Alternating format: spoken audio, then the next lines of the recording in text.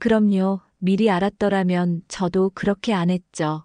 그녀는 그렇게 말하며 고개를 떨궜습니다. 두 손은 무릎 위에서 자꾸만 꼬이고 펴지고를 반복했고 눈동자는 탁자 위의 유리컵만을 뚫어지게 바라보고 있었습니다. 저는 말없이 종이컵에 따뜻한 보리차를 따라 건넸고 그녀는 두 손으로 조심스레 받으며 작게 웃었습니다. 하지만 그 웃음은 오래된 후회가 담긴 미지근한 웃음이었습니다. 오래 70을 넘긴 그녀는 남편과 사별한 뒤에도 몇 년은 혼자서 잘 지낸다고 생각했답니다. 하지만 막상 건강이 조금씩 흔들리기 시작하고 자녀들도 각자의 삶에 바빠지면서 혼자가 되었다는 사실이 현실로 밀려왔다고 했습니다.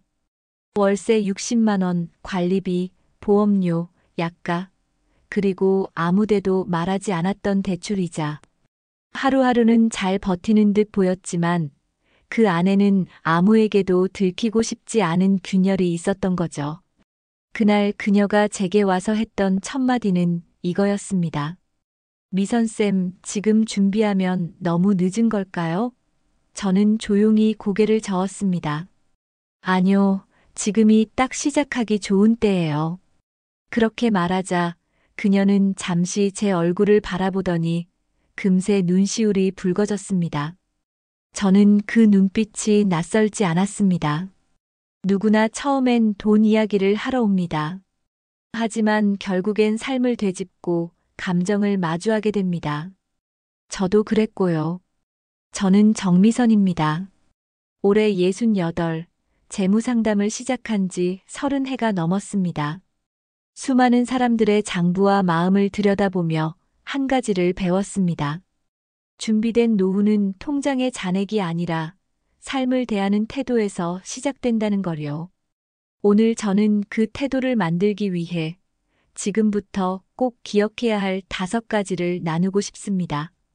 그 첫 번째는 소득의 착각에서 벗어나는 일입니다. 많은 분들이 지금 들어오는 연금이나 퇴직금 혹은 월세 수입이 있으니 괜찮다고 생각하세요. 하지만 그건 구조가 아니라 흐름입니다. 흐름은 언제든 마를 수 있죠. 저는 이렇게 질문드립니다. 이 소득이 언제까지 이어질 수 있을까요? 그러면 대부분 눈을 피하세요. 생각해 본 적 없기 때문이죠. 그래서 저는 말합니다. 지금의 돈이 아니라 앞으로의 틀을 만들자고요. 국민연금, 주택연금, 임대수익, 퇴직연금, 무엇이든 좋습니다. 중요한 건 이 돈들이 예측 가능한 흐름인지 리스크가 분산된 구조인지입니다. 저도 예전에 그랬어요. 직장 다니며 매달 월급 들어올 때는 노후가 무섭지 않았어요. 그런데 퇴직이 다가오니까 갑자기 시간이 멈춘 느낌이더라고요. 월급은 멈추는데 삶은 계속되니까요. 그게 무서운 겁니다. 두 번째는 소비의 재구성입니다. 많은 분들이 은퇴하면 소비가 줄 거라고 생각하지만 실제로는 오히려 정돈되지 않은 소비가 늘어납니다. 병원비, 손주들 용돈, 갑자기 들어가는 집 수리비, 감정적인 쇼핑. 특히 외로움에서 비롯되는 소비는 생각보다 큽니다. 저는 종종 물어봅니다. 이 소비는 당신을 지키는 소비인가요? 아니면 마음의 허기를 채우는 소비인가요? 이 질문 하나로 소비의 무게가 달라집니다. 제가 상담했던 어떤 어르신은 혼자 사시며 하루에 배달을 3번 시키셨어요. 먹고 싶은 게 있어서가 아니라 말 한마디라도 건네고 싶은 마음 때문이었다고 했어요. 그런 소비는 절약한다고 해서 끝나는 게 아닙니다. 그건 외로움에 대한 감정 처방이 필요하죠. 그래서 저는 소비를 줄이자는 말보다 재구성하자고 말합니다. 감정 소비는 줄이고 관계 소비를 늘리는 겁니다.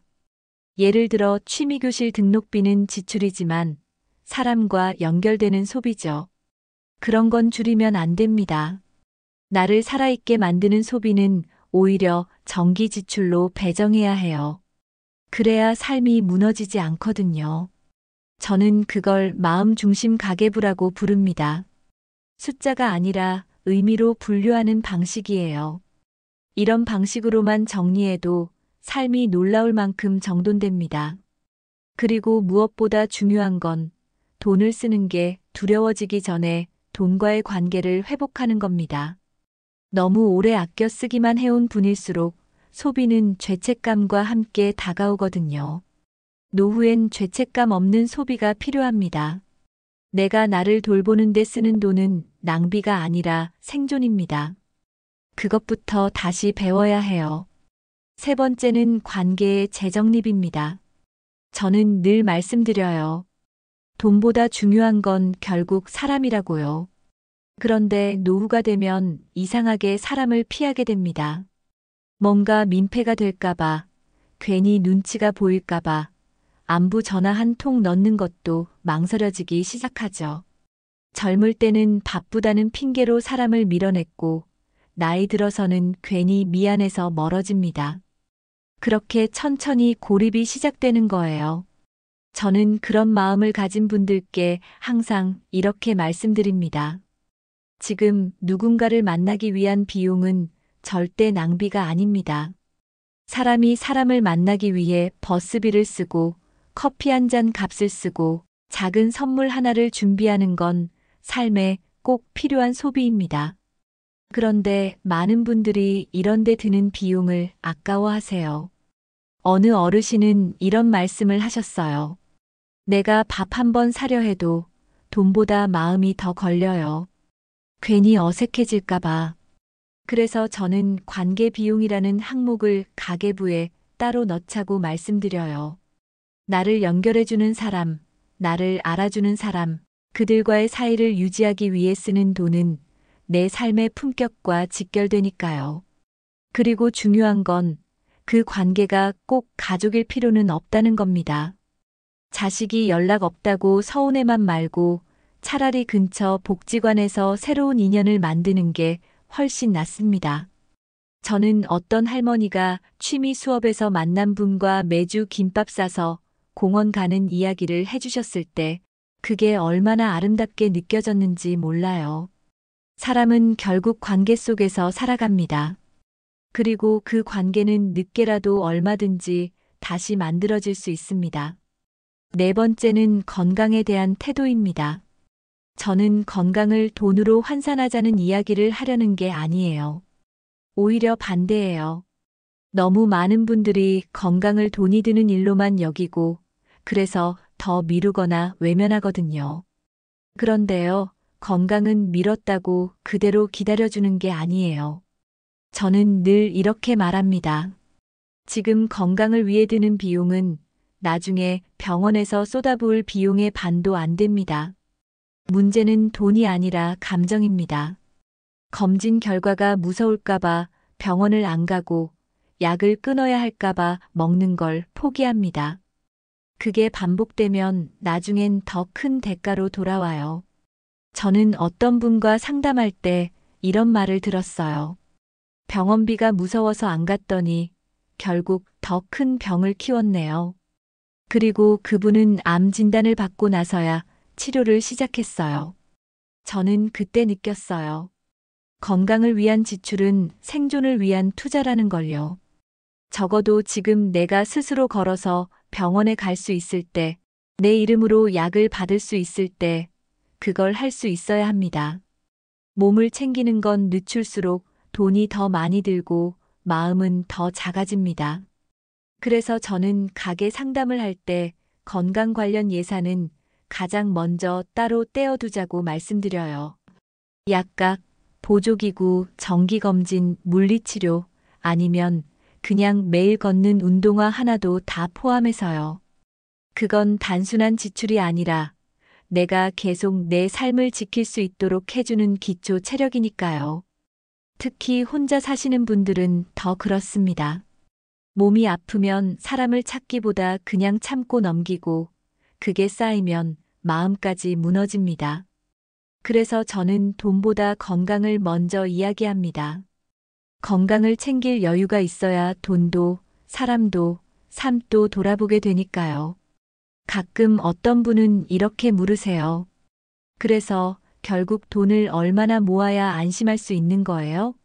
저는 그럴 때마다 말해요. 돈의 액수가 아니라 삶의 구조가 중요합니다. 아무리 많은 돈을 갖고 있어도 그 돈을 쓰는데 불안함이 따라온다면 그건 자유가 아니거든요. 노후는 돈이 지켜주는 게 아니라 내가 나를 지킬 수 있도록 준비된 삶의 구조가 지켜주는 겁니다. 돈이 아니라 마음과 습관, 태도와 관계가 나를 지키는 거예요. 다섯 번째는 바로 말하는 용기입니다. 이상하게도 나이 들수록 우리는 마음속 이야기를 꺼내는 걸 더 어려워합니다. 자식들에게 하고 싶은 말이 있어도 괜히 걱정할까봐 삼키고, 친구에게 서운한 일이 있어도 나이 들어서 유치하게 굴까봐 참습니다. 결국 속엔 할 말이 쌓이는데 겉으론 괜찮은 척만 하게 되죠. 그런데요, 말하지 않은 감정은 존재하지 않은 것처럼 취급됩니다. 아무도 몰라줍니다. 아무도 기억해주지 않아요. 그게 저는 너무 슬펐습니다. 저 역시 그런 시간을 겪었습니다. 남편은 15년 전에 먼저 세상을 떠났고 그 뒤로 저는 딸아이와도 말이 줄었습니다. 딸은 그저 엄마는 잘해왔으니까 잘 버티실 거예요 라고 했지만 저는 그 말이 가장 외로웠어요. 제가 스스로 잘하는 사람이어야만 사랑받는 존재처럼 느껴졌거든요. 그래서 더 아무 말도 하지 않았어요. 상담사로선 많은 이야기를 듣지만 제 이야기만큼은 어디서도 꺼낼 곳이 없었습니다. 그런데 어느 날 제게 상담을 받던 분이 오히려 저를 걱정하며 물으시더군요. 미선쌤, 혹시 쌤도 힘드실 때는 누구에게 말하세요? 그 질문을 듣는 순간 눈물이 나올 뻔했어요. 그때 처음 알았어요. 누구에게 털어놓는 일은 약함의 표현이 아니라 살아있다는 증거라는 걸요. 그래서 그날 이후로 저는 작은 것부터 연습했어요. 딸에게 요즘은 혼자 밥 먹는 게 조금 서운하더라고 문자를 보내기도 하고, 가까운 지인에게 내가 조금 외롭다고 고백하기도 했습니다. 놀랍게도 세상은 그 말을 이상하게 여기지 않았고 오히려 조용히 다가와주는 손길이 생겼어요. 제가 지금까지 상담하며 가장 자주 만나는 감정은 후회입니다. 조금만 더 일찍 알았더라면, 그때 그 말만 했더라도, 한 번만 더 용기 냈더라면 모두 지나간 시간을 탓하지만 정작 지금 이 순간엔 아무것도 하지 않습니다. 그래서 저는 용기의 순서를 바꿔야 한다고 믿습니다. 준비가 돼서 말하는 게 아니라 말해서 준비되는 삶. 그게 바로 노후 준비의 가장 마지막이자 중요한 조각입니다. 돈, 소비, 관계, 건강 그 모든 것을 연결하는 건 결국 나의 마음이에요. 저는 지금도 종종 혼잣말을 합니다. 정미선, 오늘 너는 너한테 얼마나 솔직했니? 그 물음에 그래, 나 오늘은 괜찮았어 라고 답할 수 있는 날은 생각보다 많지 않아요. 하지만 그 연습을 계속합니다. 마음을 꺼내놓는 연습. 후회 없는 노후는 거창한 계획보다도 아주 사소한 솔직함에서 시작되니까요. 오늘 아침 창밖에 매미가 참 시끄럽게 울더군요. 어느덧 여름도 중턱을 넘고 있다는 뜻이겠죠. 해가 길어졌지만 저녁은 여전히 빠르게 찾아옵니다. 인생도 그런 것 같아요. 길어 보이지만 어느 순간 훅 짧아지고, 그래서 더 늦기 전에 말해야 합니다. 내가 원하는 노후는 어떤 모양인지, 어떤 관계를 이어가고 싶은지, 무엇을 지키며 살고 싶은지. 이제는 좀 말해도 됩니다. 이제는 혼자 참지 않아도 괜찮습니다. 준비된 삶이란 누군가에게 의존하지 않아도 되는 삶이 아니라 누군가와 따뜻하게 나눌 수 있는 삶입니다. 그리고 그 준비는 오늘 이 순간 아주 작게라도 나를 위한 질문에서 시작됩니다. 당신은 지금 괜찮으신가요? 정말로 괜찮으신가요? 제 이야기를 들어주셔서 감사합니다. 그리고 부디 오늘 당신도 스스로에게 조용히 말을 건네보시길 바랍니다. 나는 지금 어떤 삶을 준비하고 있지? 그 한 문장이 노후를 바꿀 수 있습니다. 오늘 영상이 당신의 하루의 작은 쉼표가 되었다면 그걸로 저는 충분히 만족합니다. 다음 영상에서도 더 건강하고 더 따뜻한 이야기를 들고 찾아뵙겠습니다. 영상이 마음에 드셨다면 좋아요와 구독, 알림 설정까지 잊지 마시고요. 다음 영상에서 더 자세한 건강 이야기를 들려드립니다. 지금 바로 영상이 좌우를 클릭해서 시청해보세요.